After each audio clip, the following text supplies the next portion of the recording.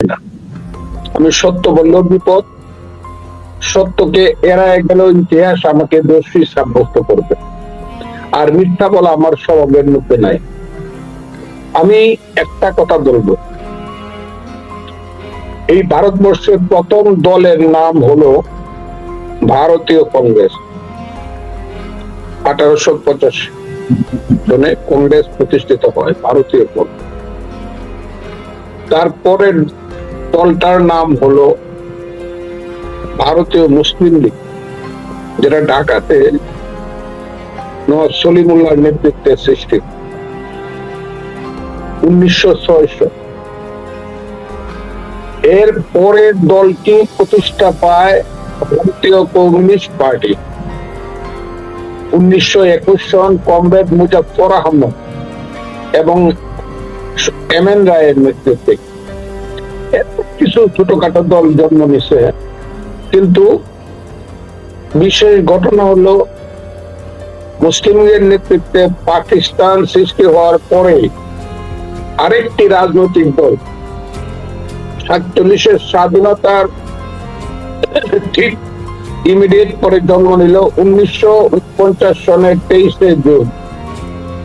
প্রথমে নাম ছিল আওয়ামী মুসলিম লীগ, পাকিস্তান আওয়ামী মুসলিম লীগ। ওইটাও মুসলিম লীগ, কিন্তু গরিবের মুসলিম লীগ।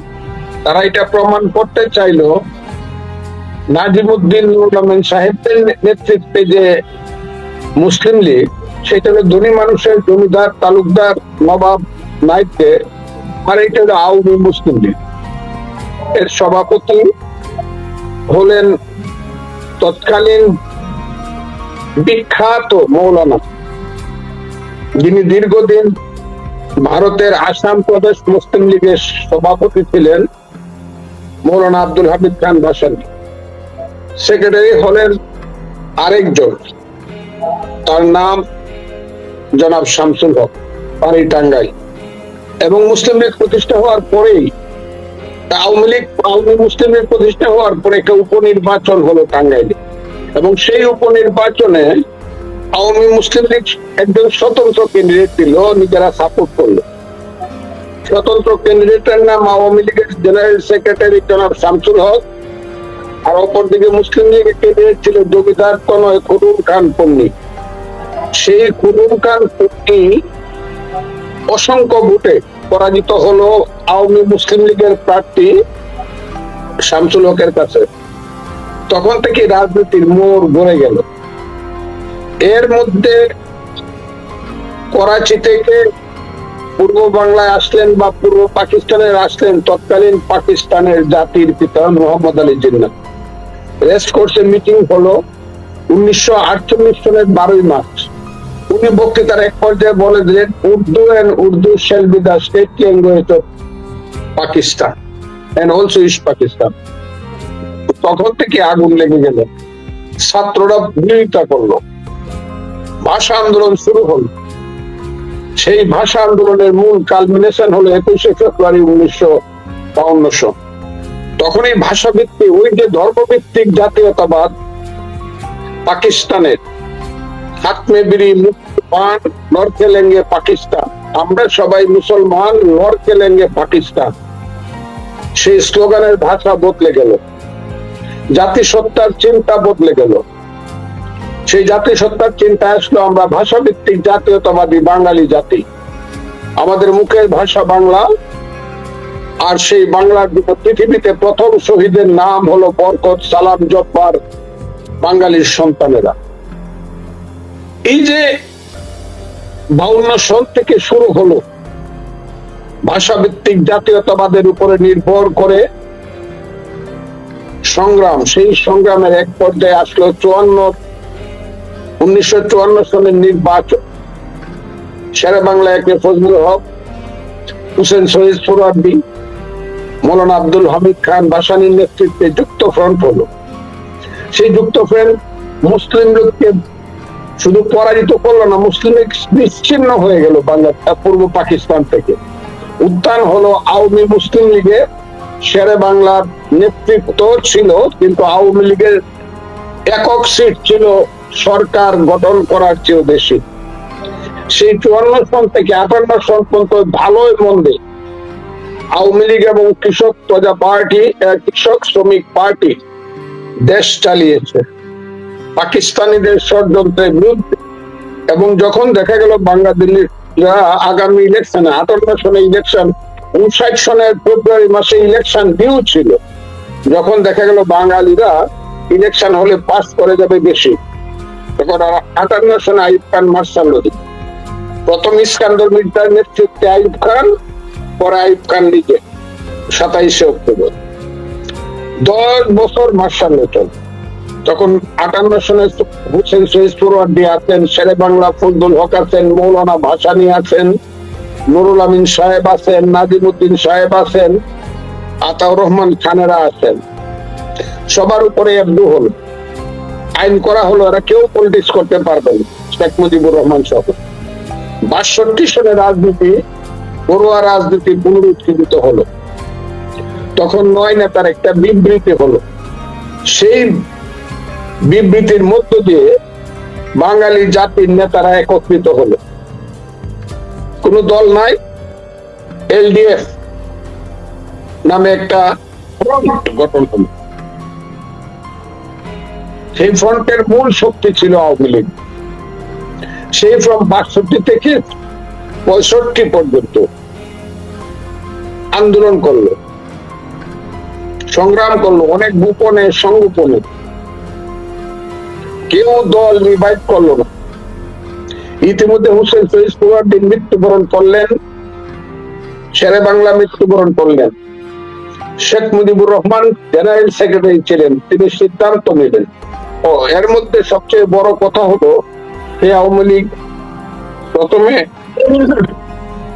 মৌলানা ভাসানী আওয়ামী লীগ ছেড়ে চলে গেলেন, 57 সনে নেপ করে আব্দুর রশিদ তর্কবাগী প্রেসিডেন্ট হলেন আওয়ামী লীগের, Sheikh Mujibur Rahman secretary, Tajuddin Ahmad organising secretary. এক পর্যায়ে আওয়ামী লীগ 6 দফা দিল ফেব্রুয়ারি মাসে 66 সন। ওই 66 সনে 6 দফা দেওয়ার পরে অস্ত্রের ভাষা প্রয়োগ করলো আইয়ুব খান। শেখ মুজিবকে দেশদ্রোহী বলে সম্বোধন করতে শুরু করলো তার পররাষ্ট্রমন্ত্রী জুলফিকার আলী ভুট্টো। এবং পর্যায়ে শেখ মুজিবকে গ্রেফতার করা হলো 7 জুন 1966 সালে। মানে ফেব্রুয়ারি মাসে 6 দফা দিল, ফেব্রুয়ারি, মার্চ, এপ্রিল, মে, জুন, 4 মাসের মাথায় বা 5 মাসের মাথায় শেখ মুজিবকে গ্রেফতার করা হলো। তারপরে 69 সনের 22 ফেব্রুয়ারিতে তিনি মুক্ত হলেন। 3 বছর ফুল উনি কারাগারে ছিল। এর মধ্য দিয়ে ছাত্ররা আন্দোলনকে আগিয়ে নিল 1962, 64, 66, 69, 71। এই সময়ের এই বাঙালি জাতির রেনেসা সময় এবং আওয়ামী লীগের উত্থান, আওয়ামী লীগের রাজনীতির হানিমুনের সময়টাই হলো 66 থেকে 71। অর্থাৎ যে প্রশ্নটি করেছিলাম যে স্বর্ণযুগ কোনটি আওয়ামী লীগের, সেটিকে আপনি চিহ্নিত করছেন 66 থেকে দল হিসাবে 66 থেকে 71। এটি হচ্ছে আওয়ামী লীগের স্বর্ণযুগ। স্বর্ণযুগ বা বাঙালি জাতির স্বর্ণযুগ আওয়ামী লীগের নেতৃত্বে। এরাই মানুষের মুখে, বাঙালির মুখে ভাষা দিল, তুমি কে আমি কে, বাঙালি বাঙালি, তোমার আমার ঠিকানা পদ্মা মেঘনা যমুনা, রক্ত সূর্য উঠেছে, বীর বাঙালি জেগেছে। এরাই বাঙালির মুখে ভাষা ছিল, ইফতিকার মুখে লাথি মারো, সোনার বাংলা স্বাধীন করো, উত্তর মুখে লাথি মারো, ইহিয়ার মুখে লাথি মারো, সোনার বাংলা স্বাধীন করো। এই সময়টা হলো আওয়ামী লীগের স্বর্ণযুগ। তারপরে আসলো 70 নির্বাচন থেকে 71 সন। এহিয়া খান 70 নির্বাচনের রায় মানলো না, ক্ষমতা দিল না, যুদ্ধ শুরু হলো। 26 মার্চ 1971 বঙ্গবন্ধু শেখ মুজিবুর রহমান গ্রেপ্তার হয়ে চলে গেলেন।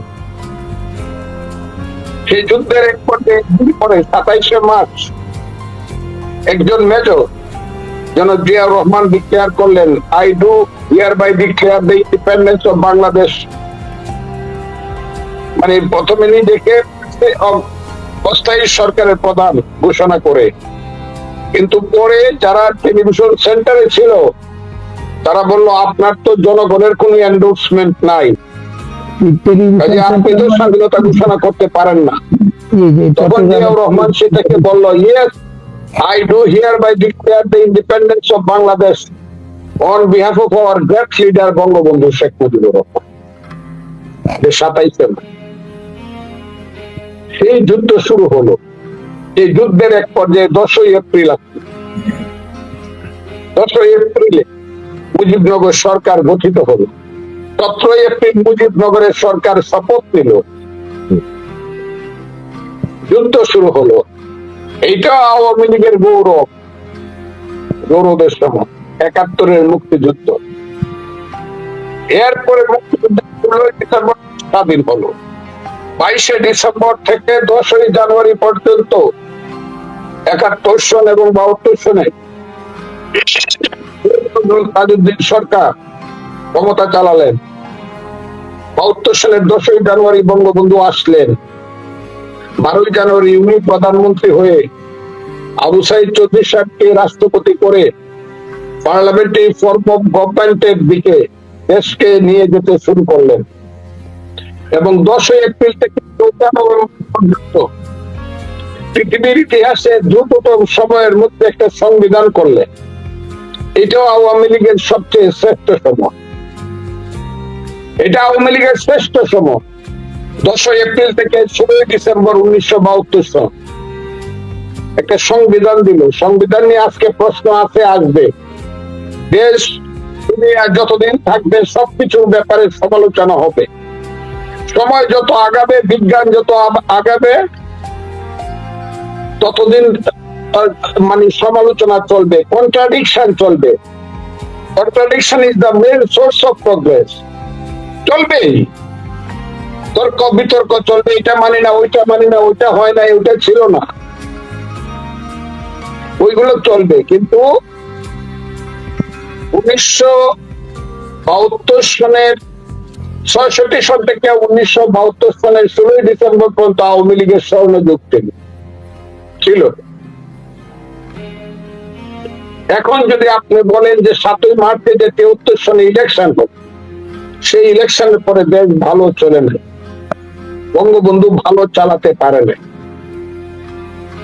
কেন পারে নাই সেটার ব্যাপারে অনেক কথা হবে। জাতীয় আন্তর্জাতিক ভাবে মুক্তিযুদ্ধের অনেক শত্রু ছিল, বিশেষ করে পৃথিবীর শ্রেষ্ঠ শক্তি